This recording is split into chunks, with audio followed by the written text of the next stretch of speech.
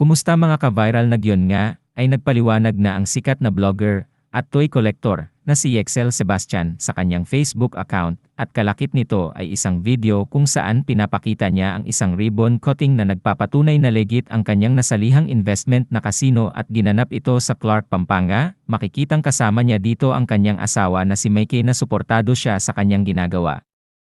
Sa ganap na ito makikita rin ang sinasabi niyang tunay na may-ari ng investment casino na pinangalanan niyang si Hector Pantolana aka Boss H.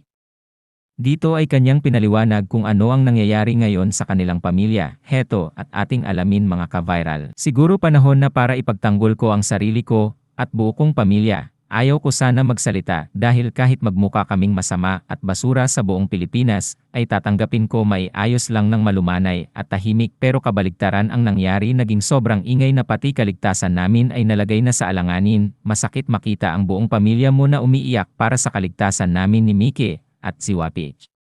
Kaya palagay ko ito na ang tamang panahon. April 7, 2022 noon sumama kami sa ribbon cutting na naganap sa isang legit casino sa Clark, Pampanga. After ribbon cutting nagkaroon ng malaking event kung saan pinasalamatan ni Boss HPAA ay Hector Pantolana lahat ng matataas na tao sa casino at iba pang casino branches.